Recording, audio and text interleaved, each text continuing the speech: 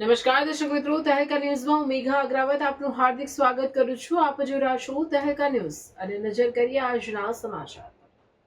મચાસરા ગામ પાસે મતકરા ગામ તરફ જતા મેઇન રોડ પર આવેલ મુન્નાભાઈ સુરતીના ફાર્મ હાઉસ આસપાસ કેટલાક આક્રમક શ્વાનો એક નિર્દોષ નીલગાય પર હુમલો કરી તેને શિકાર બનાવવાનો પ્રયાસ કરી રહ્યા હતા. આ હૃદયદ્રાવક દ્રશ્ય નજરે પડતા જ ગામના જાગૃત યુવાનો ઇમરાન છેલ્લા, શહજાદ દુટિયા, ફૈઝાન મુનાફ સુરતી અને ઇમ્તિયાઝ કિકલ તરત જ ઘટના સ્થળે દોડી આવ્યા. તેઓએ ધૈર્ય અને હિંમત દાખવી શ્વાનોને ભગાડ્યા અને નીલગાયનો જીવ બચાવવામાં સફળ રહ્યા.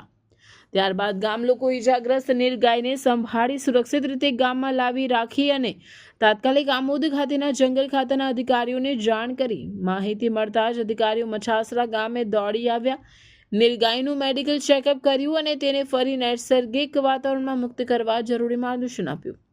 આ સમગ્ર ઘટનાએ ગામ લોકોની સંવેદના, જાગૃતિ અને માનવતા ભાવને ઉજાગર કર્યું છે. પ્રાણી પ્રત્યે દયા અને જવાબદારીનું આ જીવંત ઉદાહરણ સ્થાનિક સમાજ માટે પ્રેરણારૂપ બન્યું છે. ગામના યુવાનો અને લોકોએ કરેલા પ્રશંસનીય કાર્ય બદલ સ્થાનિક જનતાએ તેમનો હૃદયપૂર્વક આભાર વ્યક્ત કર્યો હતો. રિપોર્ટર રવિ સૈયદ, આમોદ.